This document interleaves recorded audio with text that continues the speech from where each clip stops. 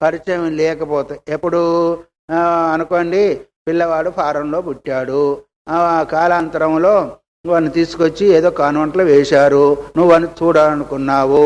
అప్పుడు పోయి ఆ స్టడీ అవర్లో పోయి మా పిల్లవాడు ఉన్నా అనుకుంటావా? ఎందుకు అనుకుంటావు? అనుకోవు. అంటే వాడి శబ్దమే నీ వినలేదు. ఫోన్లోనో గిన్లోనో అక్కడో ఎక్కడో వింటే మళ్ళీ అక్కడికి వెళ్ళి ఇది మా పిల్లవాడిదే అనుకుంటాం. అందువల్ల నీకు పరిచయం ఉన్న శబ్దము, అది ఆ శబ్దం ద్వారా అధ్యయనం చేస్తున్న వ్యక్తి కనిపించకపోయినప్పటికీ శబ్దాన్ని బట్టి ఉన్నాడు. అంత దూరం ఎందుకు? కింద మాట్లాడుతూ ఉంటే పలానా అమ్మగారు వచ్చినట్టు చూడండి అంటామా లేదా? అమ్మగారిని చూసామా? లేదు. కానీ శబ్దాన్ని బట్టి అవగాహనకు వచ్చింది. అందువల్ల నచాయం వర్ణ విషయో అన్యథాత్వ ప్రత్యయో మిథ్యా జ్ఞానం బాధక ప్రత్యయాభావాతో. వర్ణ విషయో అన్యథాత్వ ప్రత్యయ, ఈ వర్ణాల గురించి, ఈ అక్షరాల గురించి అన్యత్వ ప్రత్యయం అంటే అన్య వస్తువును బోధించే జ్ఞానం ఏదైతే ఉందో అది మిథ్య అయ్యేదానికి వీల్లేదు, అసత్యం అయ్యేదానికి వీల్లేదు. అంటే ఎందుకంటే దాన్ని బాధించేది అంటే దాన్ని అణిచిపెట్టేది లేదుగా. అనుకోండి, ఆ పిల్లల్లోనే గడగడ గడగడగడ అల్లరి చేస్తున్నారు అనుకోండి, ఓ శబ్దం వినబడకుండా అల్లరి చేస్తున్నారు. అప్పుడు అనుకుంటారా శబ్దం స్పష్టంగా వినబడినందువల్ల మా పిల్లవాడు ఉన్నారు ఇందులో ఉన్నా అనుకుంటామా? అనుకోం. అందుకరకే అది శబ్దమే, మీ పిల్లవాడు శబ్దం చేస్తున్నాడు లేదా? అందులో చేస్తున్నాడు. అయినప్పటికీ ఎందుకంటే స్ఫుటమైన వాక్కు లేని కారణం చేత మనం అక్కడ చేయలేము. అందుకొరకే స్ఫోటాక్యం అంటే స్ఫుటమైన ఆ శబ్దము కావాలి. నచవర్ణేభ్యో అర్థావగతి యుక్త నహి ఏకైకో వర్ణో అర్థో ప్రత్యయేతు వ్యభిచారాతు. ఒక వర్ణం చేత, వర్ణేభ్యో అర్థావగతిర్యుక్త, అక్షరాల చేతనే ఏంటిది మనకు దాని యొక్క భావం అర్థం కాదు. అక్షరాల చేత, కేవలం అక్షరాల చేత దాని భావం మనకు అర్థం అవుతుందా? ఏకైకో వర్ణం అర్థో ప్రత్యయేతు, ఒక్కొక్క వర్ణమే మనకు అర్థాన్ని బోధించినట్టయితే, మరి ఒక వర్ణమే అర్థాన్ని బోధించినట్టయితే మిగతా వాళ్ళు ఏమవుతున్నాయి? కాకరకాయ అన్నాము. ఎన్ని అక్షరాలు? 5, 6 ఉన్నాయి. కానీ అక్షరం చేసిన కాకరకాయని బోధిస్తే మళ్ళీ కరకాయ ఇవి అర్థమవుతాయా లేవా? అందుకొరకు వర్ణ సముదాయము అర్థవంతమై ఉండి ఆ సన్నిధానం కలిగి వ్యవధానం లేకుండా ఉండాలి. లేదు ఒక్కొక్కటే అయినట్టయితే వ్యభిచారం అంటే దాని అర్థమే నియమం లేకుండా పోతుంది. నచ వర్ణ సముదాయ ప్రత్యయో అస్తి క్రమవత్వాద్వర్ణానాం. వర్ణ సముదాయంలో ఏదైతే ఉందో క్రమత్వం ఉండాలి. దానిలో క్రమవత్వం ఉంటేనే నీకు అర్థానుసంధానం అవుతుంది. క్రమవత్వం లేకపోతే ఏమవుతుంది? కాకరకాయను ఏమైనా ఎకరకాయ అన్నాం అనుకోండి, కింద నుంచి పైకి అన్నాం అనుకోండి, అప్పుడు క్రమం ఉందా? క్రమం లేదు. క్రమం లేనందువల్ల ఏమైంది? కరకాయ అన్నాం అనుకోండి, అప్పుడు క్రమం లేదు. కాకరకాయ అర్థాన్ని బోధిస్తుందా? క్రమం ఉండాలి, సన్నిధానం ఉండాలి, వ్యవధానం లేకుండా ఉండాలి. తన్న సంబంధగ్రహణాపేక్షో హి శబ్ద స్వయం ప్రతీయమానో అర్థం ప్రత్యయేదు ధూమాదివత్. ఇది సంబంధగ్రహణాపేక్ష. ఒక్క అక్షరానికి ఒక్క అక్షరం సంబంధం ఉండాలి. సంబంధం లేకుంటే మాత్రం అక్కడ అర్థావబోధము కలిగి ఉండదు. స్వయం ప్రతీయమానో అర్థం ప్రత్యయేతు. ఆ శబ్దాల ద్వారా క్రమంగా ఉన్నందువల్ల దాని యొక్క భావాన్ని మనకు అవగాహన చేయిస్తుంది. ఎట్లాగా? ధూమాదివతు, ధూమము అన్నాము, పొగ అన్నాము, క్రమం ఉంది. దాని అర్థాన్ని బోధించిందా లేదా? నచ పూర్వపూర్వవర్ణానుభవజనిత సంస్కార సహితస్య అంత్యవర్ణస్య ప్రతీతిరస్తి. నచ ప్రతీతిరస్తి. ఒక్కొక్క అక్షరాన్ని ఉచ్చారణ చేశామనుకోండి, ఒక్కొక్క అక్షరాన్ని చూస్తే చివరి వర్ణ ఉచ్చారణ చేసే వరకు ఆ అర్థం బోధమైందా? కా క ర క యా అన్నాం. ఒక అక్షరాన్ని వేరు అనుకుంటా పోయి ఇప్పుడు వేదానం వచ్చిందిగా, ఒక అక్షరం బోధించిందా లేదు చివరి అక్షరం వరకు పోయిన తర్వాత బోధించిందా? ఏది అని బోధించింది. యాకరకం పోయిన తర్వాత మొదటి అక్షరం బోధించలేదు, చివరి అక్షరం వరకు పోయే వరకు కూడా బోధించలేదు. అందుకొరకే ఇక్కడ ఏమన్నారు? ఎక్కడున్నారు? సంబంధగ్రహణాపేక్షో శబ్ద స్వయం ప్రతీయమానోర్థం ప్రత్యయేతు. నచ పూర్వపూర్వవర్ణానుభవ జనిత ఒక్కొక్క అక్షరము అనుభవం, ఆ అనుభవం చేత ఉత్పన్నమైన జ్ఞానము, తర్వాత దాని యొక్క సంస్కారం, దాంతో కూడుకొని అంతవర్ణం చేత ప్రతీత అవుతుందంటే అప్రత్యక్షత్వాద సంస్కారానం. వాటి యొక్క సంస్కారం ప్రత్యక్షం అవుతుందా, అనుభవానికి వచ్చేస్తుందా? ప్రత్యక్షము కానందువల్ల అలా ఏదానికి లేదు. ఎందుకు? కార్యప్రత్యాహితై సంస్కారై సహితో అంత్యో వర్ణో అర్థం ప్రత్యాయిషది చేదు. మేము అట్లా కాదు అనేది. కార్యప్రత్యాహిత అంటే కార్యం యొక్క ప్రత్యాహితం అంటే జ్ఞానం చేత, ఆ జ్ఞానం ద్వారా ఉత్పన్నమైన సంస్కారము, దాంతో కూడుకున్న చిట్ట చివరి వర్ణము అర్థాన్ని బోధిస్తుంది అని ఒకవేళ అంటావేమో. అర్థమైంది? ఇది ఏంటిది? కార్యం జ్ఞానం చేత సంస్కారం ఉత్తమైంది, ఆ సంస్కారంతో కూడుకొని చిట్ట చివరి వర్ణం ఏదైతే ఉచ్చారణ చేసినందువల్ల అది జ్ఞానాన్ని కలగజేస్తుంది అని ఒకవేళ అంటావేమో. ఎవరో ఉత్తరపక్షి పూర్వపక్షిని అడుగుతున్నాడు. నా అలా ఏదానికి లేదు. సంస్కార కార్యస్యాపి స్మరణస్య క్రమవర్తిత్వాతు. నువ్వు సంస్కారంతో కూడుకున్న కార్యం కూడా నీ స్మరణలో క్రమత్వం ఉంది. స్మరణలో క్రమత్వం ఉంది కాబట్టి అది బోధిస్తుంది. కానీ స్మరణలో కూడా క్రమత్వం లేకపోతే ఆ జ్ఞానాన్ని బోధించదు. అందువల్ల తస్మాత్ స్ఫోట ఏవ శబ్ద, స్ఫోటమైన శబ్దం మాత్రమే ఇక్కడ గ్రహింపబడుతుంది, కానీ మిగతావి శబ్దాలు ఇక్కడ గ్రహించబడవు అనేదాన్ని చెప్పి, సచ ఏకైక వర్ణ ప్రత్యాహిత సంస్కార బీజే అంత్యవర్ణ ప్రత్యయ జనిత పరిపాకే ప్రత్యయిని ఏక ప్రత్యయ విషయతయ జటితి ప్రత్యవభాసతే. ఆ స్ఫోట శబ్దం లోపల కూడా ఒక్కొక్క వర్ణం, ఏకైక వర్ణ ప్రత్యయం అంటే ఒక్కొక్క వర్ణంతో కూడుకున్న ప్రత్యాయుతం అంటే ఆ జ్ఞానము. ఆ జ్ఞానం ఏదైతే ఉందో సంస్కార బీజే, ఒక్కొక్క జ్ఞానం, ఒక్కొక్క అక్షరం యొక్క సంస్కారము, ఆ సంస్కారం ద్వారా వచ్చిన ఆ జ్ఞానం ద్వారా వచ్చిన సంస్కారము అంత్యవర్ణ ప్రత్యేజనిత పరిపాకే, చిట్ట చివరి వర్ణం వరకు వచ్చిన తర్వాత ఏమైంది అంటే దాని యొక్క సంస్కారం పరిపాకమైనందువల్ల, మొదటి అక్షరం నుంచి చివరి అక్షరం వరకు వచ్చాము, ఆ సంస్కారం కూడా మనకు దానిలో వచ్చింది. అది ఏమైంది? పరిపక్వమైనందువల్ల ప్రత్యయిన్యేక ప్రత్యయ విషయత ఝటితి ప్రత్యవభాసయతి. ప్రత్యయిని అంటే ఎవరైతే తెలుసుకోవాలనుకున్నాడో ఆ ఏకప్రత్యయ విషయత ఒకే జ్ఞానాన్ని బోధించేది కాబట్టి తొందరగా, ఝటితి అంటే తొందరగా ఆ వస్తువును అవగాహన చేసుకుంటాడు అనే విషయాన్ని గుర్తు చేస్తున్నారు. నచ అయమేక ప్రత్యయో వర్ణ విషయ స్మృతి. మరి నువ్వు ఎట్లాగైతే చివరి వరకు అన్నావో ఒక అక్షరాన్ని గురించి మనం బోధించినట్టయితే అది కూడా స్మృతి ఉంటుంది కదా, అలాగా కూడా అవుతుంది కదా అని ఒకవేళ అంటావేమో. వర్ణానాం అనేకత్వాదు ఏక ప్రత్యయ విషయత్వానుపత్తే తస్య ప్రత్యుచ్చారణం ప్రత్యభిజ్ఞామానత్వాభిన్ అనిత్యత్వం. వర్ణాలు ఎన్నున్నాయి? అనేకంగా ఉన్నాయి కదా, 1, 2 కాదు కదా, 56 వర్ణాలు అనుకోండి. ఏకప్రత్యయ విషయత్వానుపత్తే వర్ణాలన్నీ కలిపితే ఒకే జ్ఞానాన్ని బోధిస్తాయా?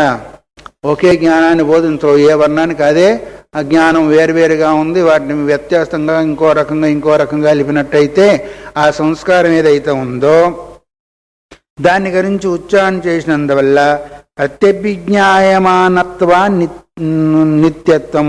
అది ప్రత్యభిజ్ఞ అంటే జ్ఞానం యొక్క జ్ఞానం కదా, అక్షరం యొక్క జ్ఞానము, ఆ జ్ఞానం ఇక్కడ స్ఫురిస్తూ ఉంటుంది కాబట్టి మనం అనుకున్న జ్ఞానం బోధించదుగా. దానికి ఏ అర్థమవుతుందో అదే బోధిస్తుంది, కానీ మనం కాదనుకున్న అర్థాన్ని బోధించదు. భేద ప్రత్యయస్య వర్ణ విషయత్వాది. భేద ప్రత్యయం అంటే భేద జ్ఞానము, వర్ణాల యొక్క విషయం. ఒక్కొక్క వర్ణానికి వేరు వేరు జ్ఞానం ఉంది, ఒకే జ్ఞానము లేదు. ఒకే అర్థాన్ని బోధించాలంటే సమన్వయపూర్వకంగా రావాలి. అందువల్ల కేవల వర్ణం మాత్రం చేత అక్కడ అవకాశం ఉంది. తస్మాత్ నిత్యాత్ శబ్దాత్ స్ఫోటరూపాత్ అభిదాయకాత్ క్రియాకారక ఫల లక్షణం జగద్ అభిధేయభూతం ప్రభవతి. అందువల్ల అక్షరాలు కాకుండా, సముదాయం కాకుండా నిత్య శబ్దం కావాలి. ఇత్యాది శబ్దాలు అంటే నిత్య శబ్దం. నిత్య శబ్దం ఏంటిది? వైదిక శబ్దాలు నిత్య శబ్దాలు. తర్వాత అవి స్ఫుటమై ఉండాలి. ఓ ఎల్లయో అని పిలుస్తూ ఉంటాడు అక్కడ ఉన్నవాడు. అది దాంతో మనకి ఏమైనా ఎలయో ఓ అనేది వినబడింది కదా, మధ్యలో ఆ ఎల్లయా అనేది శబ్దం ఒకసారి వినబడుతుంది, ఒకసారి వినబడదు. అయితే ఓ ఎలయో అని చివరి ఏదైతే ఉందో అది ఆ గొంతు వాడికి తెలుసు కాబట్టి నన్నే పిలుస్తున్నా అనుకుంటాడు, ఫలాని వాడు నన్ను పిలుస్తున్నా అనే ఉద్దేశం చేత అనుకుంటాడు. అలాగా స్ఫుటం అప్పటికప్పటికి ఈ దీర్ఘాలు లేకుండా అప్పటికప్పటికి సమన్వయభూతమై అది స్ఫుటమై ఉండాలి.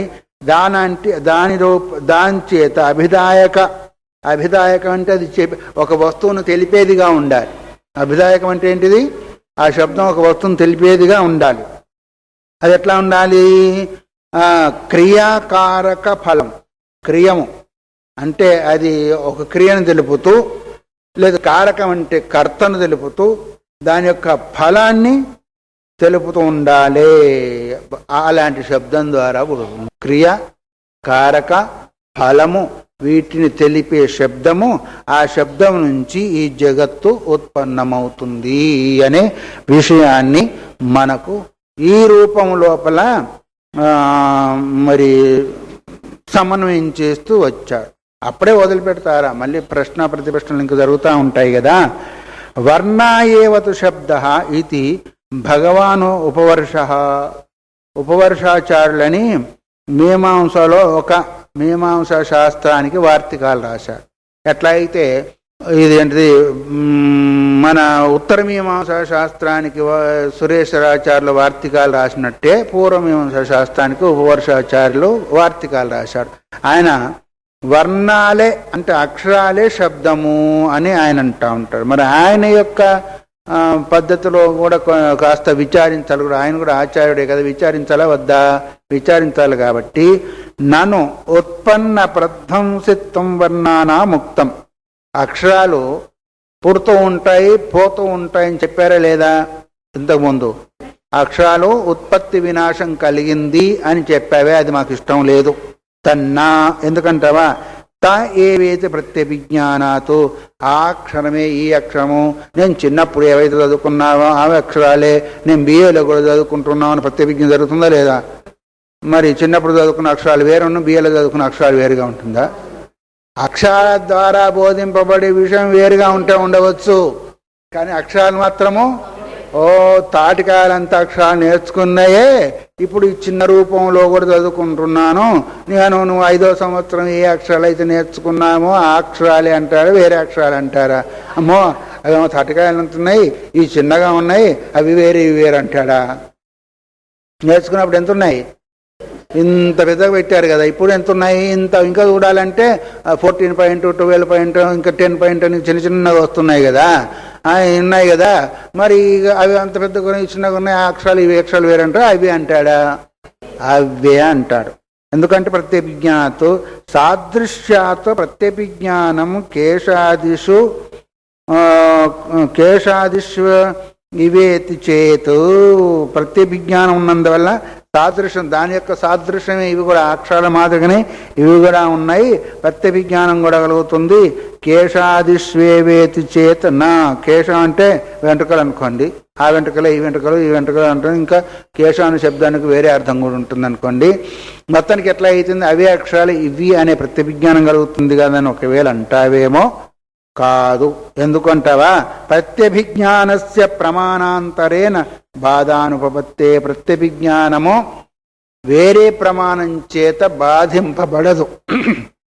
ప్రత్యభిజ్ఞా వేరే ప్రమాణం అంటే ఏంటి? ప్రత్యక్ష ప్రమాణము లేదా అనుమాన ప్రమాణము, శబ్ద ప్రమాణం చేత బాధింపబడేది కాదు. ఎందుకు బాధింపబడదు అంటే ప్రత్యభిజ్ఞానం అంటే అది స్ఫుటమై సునిశ్చితమైన జ్ఞానం. ప్రత్యభిజ్ఞ వాడే వీరు. నేను వేరుగా అర్థం చేసుకున్నానా ఏంటి, అతనైనా కాదా అనుకుంటే నీకు అక్కడ ప్రత్యభిజ్ఞానం కాలేదుగా. అయిందా? సందేహ జ్ఞానం అయింది కానీ ప్రత్యభిజ్ఞానం కాలేను.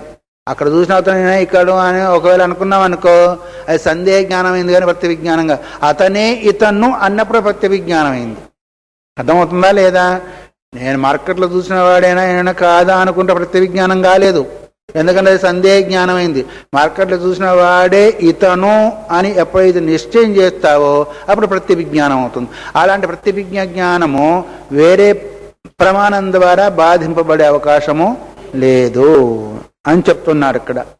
అందువల్ల యది ప్రత్యుచ్చారణం గవాది వ్యక్తివద్ అన్యావర్ణ వ్యక్తయ ప్రతీయేర తత ఆకృతి నిమిత్తం ప్రత్యభిజ్ఞానం స్యాత్. వేరే వేరే అక్షరాలు ఉన్నాయనుకోండి, గోవు అన్నాము, యది ప్రత్యుచ్చారణం గవాది వ్యక్తివద్ అన్య వర్ణ వ్యక్తయ. గోవు అన్న ఓ రెండు వర్ణాలు ఉన్నాయి కదా, వేరే వేరే వర్ణాలను ఉచ్చారణ చేసినప్పుడు ఆకృతికి సంబంధించిన ప్రత్యభిజ్ఞానం కూడా కావాలి. అవుతుందా? గోవు అన్నాము, గోవు అన్నప్పుడు గో ప్రతీతి అవుతుంది మనకు. వేరే వేరే అక్షరాలు ఉచ్చారణ చేసినప్పుడు గో ప్రత్యక్షం అవుతుందా మనకి? గో స్మరణకు వస్తుందా? అది ఎందుకంటే అక్షరాలు దానికి సంబంధించినవి కాదు. నతే తదస్తి వర్ణ వ్యక్తయ ఏవ హి ప్రత్యుచ్చారణం ప్రత్యభిజ్ఞాయంతే. వర్ణము వ్యక్తి ఇవే మాటి మాటికి ఉచ్చారణ చేసినందులో ప్రత్యభిజ్ఞానం కలుగుతుంది అని నియమం లేదు. ఎందుకు? ద్విగోశబ్ద ఉచ్చారిత ఇది ప్రతిపత్తిర్నాతో ద్వౌ గోశబ్దావితి. గౌ గౌ అని 2 సార్లు అన్నా అనుకోండి, అవి ఒక గోవుని చెప్తుందా, 2 గోవుని చెప్తుందా? గౌ గౌ అని గోవులు అని నువ్వు సంస్కృతం హిందీలో తెలుగులో చెప్తున్నావు. గౌ గౌ అన్నావు. గౌ గౌ అంటే 1 తెలిపిందా, 2 తెలిపిందా? నువ్వు వీప్సార్థంలో 2 సార్లు అన్నావు అంతేను, 1 తెలుపుతుంది. అందుకు గవా అన్నావు అంటే బహువచనంలో చెప్తే అనేకాన్ని తెలుపుతా ఉంది. ఏకవచనంలో చెప్పావు కాబట్టి అది ఒకదాన్నే తెలుపుతుంది. అందులో ద్వౌ గోశబ్దావితి నన్ను వర్ణ అవి ఉచ్చారణ భేదేన భిన్నా ప్రతీయంతే. వర్ణాలు కూడా ఉచ్చారణ భేదం కలిగినందువల్ల వేరువేరుగా కనిపిస్తూ ఉన్నాయి. ఉచ్చారణ ఒకే రకంగా చేస్తారు ఏంటి? వర్ణాలన్నిటి కూడా అక్షరాలు చాలా ఉన్నాయి. ఆ ఉచ్చారణ భేదం కలిగినందువల్ల కూడా ఏమవుతుంది అంటే వేరువేరుగా కనిపిస్తూ ఉంటుంది. ఎట్లా? దేవదత్త యజ్ఞదత్తయో అధ్యయన ధనిశ్రవణాదేవ భేద ప్రతీతేరిత్యుక్తం. మరి భేద ప్రతీతి అంటే ఇప్పుడు యజ్ఞదత్తుడు ఉన్నాడు, దేవదత్తున్నాడు, వాళ్ళు అధ్యయనం చేస్తున్నారు, అక్కడ చదువుతున్నప్పుడు నువ్వు విన్నావు. విన్నందువల్ల ఇది వేరే ఇది వేరే అన్నావా లేదా? యజ్ఞదత్తుని ఇది వేరే, దేవదత్తుడిది వేరే అని ఇదివరకే ఇది చెప్పబడింది. ఇంతకుముందు చెప్పామా లేదా? అందువల్ల అత్ర అభిధీయతే తతివర్ణ విషయే నిశ్చితే. వర్ణ విషయంలో సంపూర్ణంగా నిర్ణయం జరిగిన తర్వాత ప్రత్యభిజ్ఞానే సంయోగ విభాగాభివ్యంగ్యత్వాద్ వర్ణ నాం అభివ్యంజక వైచిత్ర్య నిమిత్తోయం వర్ణ విషయ. వర్ణ విషయాలలో ఈ వర్ణానికి ఈ అర్థం అని నిర్ణయం చేసిన తర్వాత మళ్ళీ అదే ప్రత్యభిజ్ఞానం మనకు కాలాంతరంలో ఒకవేళ కలిగినట్టయితే ఒకటి సంయోగము, ఒకటి విభాగము. అభివ్యంగ్య అత్వాద వర్ణానాం సంయోగమైనాయి, మళ్ళీ వియోగమైనాయి. అంటే కలయిక చేతనం అర్థబోధం కలిగింది, మళ్ళీ దాన్ని వేరువేరుగా చేశాము. దాని యొక్క అభివ్యక్తి ఏంటిది? వైచిత్ర నిమిత్తోయం వర్ణ విషయ. అంటే వాటిని వేరువేరుగా చేశాము. వాటిని ఒకసారి కలిపాము, గోవు అన్నాము, దాని ఒక అర్థాన్ని మనకు బోధించింది. మళ్ళీ దాన్ని ఆ అక్షరాలు వేరైపోయినాయి. వేరైతే అదే అర్థాన్ని బోధిస్తుందా? వేరే అర్థాన్ని బోధిస్తుంది. వైచిత్ర నిమిత్తోయం వర్ణ విషయో విచిత్ర ప్రత్యయోన స్వరూప నిమిత్త. ఆ వర్ణ విషయాలలోనే స్వరూప నిమిత్తాన్ని అనుసరించుకొని వేరువేరుగా చెప్పబడుతుంది. కానీ స్వరూపం కాదు, వర్ణ విషయాల్లో విచిత్రత్వం వచ్చింది, కానీ దాని యొక్క జ్ఞానంలో మాత్రము విచిత్రత్వము రాదు. నచ ఎక్కడ వర్ణానాం అభివ్యంజక వైచిత్ర్య. అభివ్యంజక అంటే వాటి యొక్క ఉత్పన్న జ్ఞానము వేరైనందువల్ల వర్ణ విషయో విచిత్ర ప్రత్యయ. వర్ణాన్ని గురించిన విచిత్ర జ్ఞానం కలుగుతుందే కానీ స్వరూపాన్ని గురించిన విచిత్ర జ్ఞానము కలగదు అన్నారు. ఎట్లాగా? అపిచ వర్ణ వ్యక్తి భేదవాదినాం అపి ప్రత్యభిజ్ఞాన సిద్ధయే వర్ణాకృతయ కల్పయితవ్యా. ఆ విధంగా కాకపోతే వర్ణము వ్యక్తి భేదవాద, వర్ణం వేరు వ్యక్తి వేరు, ఇవి రెండు భిన్నమని వాదించే వాళ్ళ యొక్క అభిప్రాయములో కూడా ప్రత్యభిజ్ఞానం కలగాలి అంటే మొదలు వాళ్లకు భేదం అన్నారనుకోండి, మరి ఆ జ్ఞానమే మళ్ళీ కలగాలి అంటే ఏం చేయాలి? వాడు వర్ణం వేరు అన్నాను, వ్యక్తి వేరు అన్నారు కదా.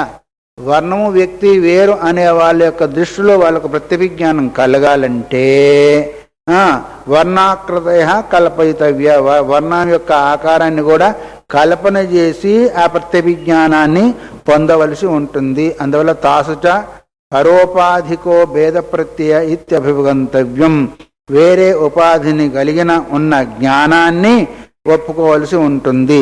దానికంటే తద్వర్ణం వర్ణ వ్యక్తి స్వేవ పరోపాధికో భేద ప్రత్యయ, వర్ణాలు వ్యక్తి అందే భేద ప్రత్యయాన్ని గ్రహించినట్టయితే ఇంత గొడవ పడవలసిన అవసరము లేదు అని చెప్పి స్వరూప నిమిత్తంచ ప్రత్యభిజ్ఞానమితి కల్పనా లాఘవం. స్వరూప నిమిత్తమే ప్రత్యభిజ్ఞానం అంటే ఆ స్వరూపాన్ని గ్రహించే కొరకే ప్రత్యభిజ్ఞానము. ఏ స్వరూపాన్ని? ముందు ఏ వర్ణము ఏ అర్థాన్ని మనం గ్రహించామో ఆ వర్ణం ఆ పదం ద్వారా ఆ అర్థాన్ని గ్రహించడమే ప్రత్యభిజ్ఞానం యొక్క ఫలం.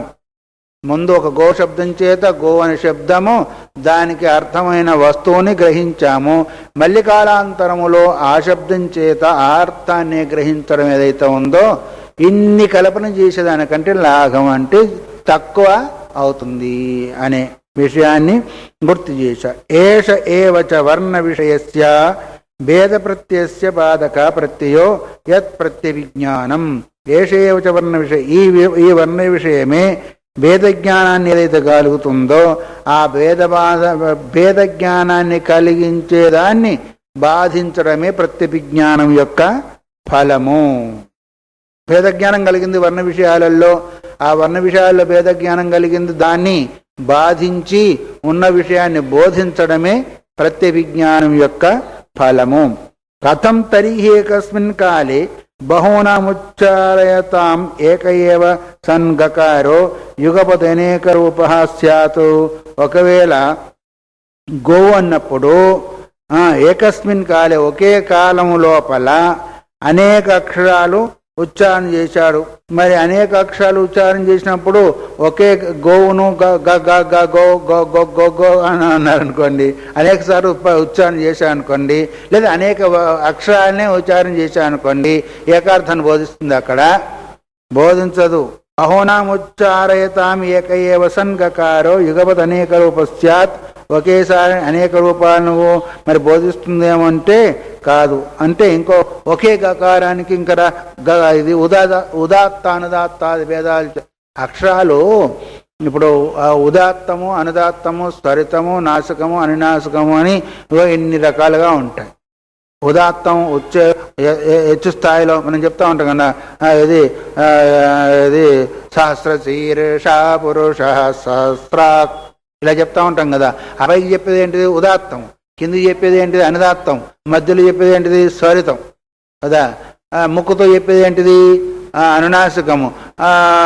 సామాన్యంగా చెప్పేది ఏంటిది? నిరన్నాసికము అని. ఇన్ని రకాలుగా ఉంటాం. ఉదాత్తము, అనుదాత్తము, స్వరితము, అనునాసికము, నాసికము అని కొన్ని ముక్కుతో చెప్తారు కదా. జ్ఞానము అంటారు కదా. అప్పుడేమైంది? ముక్కుతో చెప్పారు. లేదు దానిలోనే ఇంక పైకి చెప్పేది ఒకటి, కిందికి చెప్తా ఒకటి, మధ్యలో చెప్తా ఒకటి, ముక్కుతో చెప్తా ఒకటి, ఈ రకంగా మళ్ళీ ఏ అక్షరం ఏ స్థానం నుంచి చెప్పాలో అనేది. మరి ఒకే గకారం ఇన్ని రూపాలుగా ఉంది కదా, అన్ని రూపాలుగా చెప్పితే ఒకే అర్థాన్ని బోధిస్తుందా, ఒకే భర్త విజ్ఞానం కలుగుతుందా అనే విషయాన్ని ఇంకా లేవతున్నాడు. అంటే ఉదాత్త అనుదాత్తశ్చ స్వరితశ్చ సానునాసికశ్చ నిరన్నాసికశ్చ ఇది. ఒకే గకారం ఏదైతే ఉందో ఉదాత్తము, అనుదాత్తము, స్వరితము, సానునాసికము, నిరన్నాసికం అంటే అథవా ధ్వనికృతోయం ప్రత్యయభేదో నా వర్ణకృత. ఇది శబ్దాన్ని గురించిన భేదమే కానీ అక్షరాన్ని గురించిన భేదము కాదు. అక్షరం ఆ గకారమే, ఆ గకారమే ఇన్ని రూపాలలో, ఇన్ని శబ్దాల్లో, ఇన్ని ఆకారాలు నువ్వు ఉచ్చారం చేశావు. కానీ అక్షరంలో భేదం లేదు, శబ్దంలో భేదం ఉంటే ఉండవచ్చుగా కానే దాన్ని పూర్వపక్షి చెప్పిన దానికి అడిగిన దానికి నిర్ణయం చేసి చెప్తూ ఉన్నాడు. తర్వాత పునరయం ధనిర్నామ అని అన్నావు కదా. ధ్వని అంటే అర్థం ఏంటిది? భేరీధనం ఉంది, మృదంగ ధ్వని ఉంది, వీణా ధ్వని ఉంది, రకరకాలుగా ధ్వని ఉంది. ఏ ధ్వని చేత మరి జ్ఞానం కలుగుతుందని ఒకవేళ నువ్వు అడుగుతావేమో. యో దూరాద్ ఆకర్ణయతో వర్ణ వివేకం అప్రతిపద్యమానస్య కర్ణపథమవతరతి ప్రత్యాసీదతశ్చ పటు మృదుత్వాది భేదం వర్ణేషు అవసంజయతి. దూరాత్ అంటే దూరం నుంచి వింటూ ఉన్నాడు వాడెవడు, చాలా దూరం నుంచి వింటున్నాడు. ఓ రామ అన్నాము. ఆ అనేదానిలో అక్కడి నుంచి దూరంలో ఉండి విన్నాడు అనుకోండి. వర్ణ వివేకం అప్రతిపద్యమానస్య, వర్ణాల యొక్క వివేకం, దాని యొక్క స్వరూపం ఏంటిదో తెలియని వాడు ఎవరైతే ఉన్నాడో కర్ణపథమవతరతి, దాని యొక్క వివేకమేమో తెలియదు, దాని యొక్క జ్ఞానమేమో తెలియదు. కానీ అవి అక్షరాలు చెవులబడ్డాయా లేవా? పెట్టినందులో ఒక శబ్దం వచ్చింది, శబ్దాన్ని విన్నాడు లేదా? ప్రత్యాసీదతశ్చ పటు మృదుత్వాది భేదం వర్ణేషు అవసంజయతి. పటు అంటే గట్టిగా చెప్పాడు, మృదువుగా అంటే మెత్తగా చెప్పాడు. కొన్ని గట్టిగా చెప్పేటుంటాయి, కొన్ని మృదువుగా చెప్పేవుంటాయి. ఒక్కోసారి గట్టిగా మాట్లాడుతూ ఉంటాయి, ఒకసారి మృదువుగా మాట్లాడుతూ ఉంటాయి. అక్షరాలు కూడా పట్టుత్వంగా చెప్పే ఉంటాయి. దాన్ని ఏమన్నారు? ప్రాణము, మహాప్రాణము, అల్ప ప్రాణము. మహాప్రాణం థ థ ధ ధ మ, ఇవన్నీ కూడా మహాప్రాణము.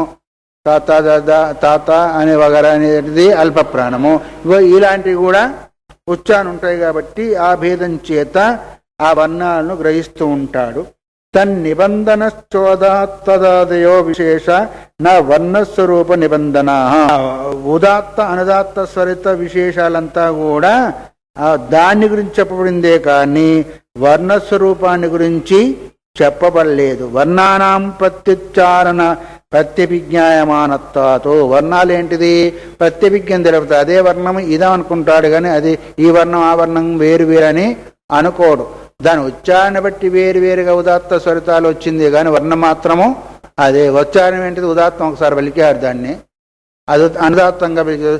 శం నో మిత్ర శం నా అన్నాడు. నో అన్నప్పుడు పైకి పలికాడు లేదా? ఆ నానే మళ్ళీ అని చెలికాడు, కిందికి పలికాడు, ఒకసారి మధ్యలో పలికాడు. అక్షరం అదేనా వేరా? అదే. కానీ నీ శబ్దంలో తేడా ఉండవచ్చు, కానీ వర్ణం మాత్రము, అక్షరం మాత్రము అదే. వర్ణానాం ప్రత్యుచ్చారణ ప్రత్యభిజ్ఞాయమాన ఏవంచ సతి తాళంబన ఉదాత్తి ప్రత్యయ భవిష్యంతి. ఈ రకంగా ఏదైతే ఉందో ఒక ఆలంబన, ఒక గుర్తు కలిగి ఉండి ఉదాత్త అనుదాత్త సరితాది భేదాలతో కూడుకొని ఆ అక్షర ఉచ్చారణ, అక్షర ధ్వని కలుగుతుంది. ధ్వని అంటే ఏమని అడిగాడు కదా, ఆ ధ్వని ఉదాత్తాద భేదాలతో వేరు వేరుగా కల్పింపబడింది, కానీ అక్షరం మాత్రము ఒకటే. అది ప్రత్యభిజ్ఞానాన్ని తెలుపుతూ ఉంటుంది. ఆ విధంగా నువ్వు అనుకోకపోతే ఇతరధా, నువ్వు మేము చెప్పింది ఒప్పుకోకుండా ఒకవేళ వేరే రకంగా నువ్వు భావించేవే అనుకో. వర్ణానం ప్రత్యభిజ్ఞాయమానానాం నిర్భేదత్వాదు సంయోగ విభాగకృత ఉదాత్తాది విశేష కల్పేరన్. వర్ణాల యొక్క ప్రత్యభిజ్ఞానం కలిగినందువల్ల, అక్షరాల యొక్క ప్రత్యభిజ్ఞానం కలిగినందువల్ల, నిర్భేదత్వాతో భేదము లేనందువల్ల.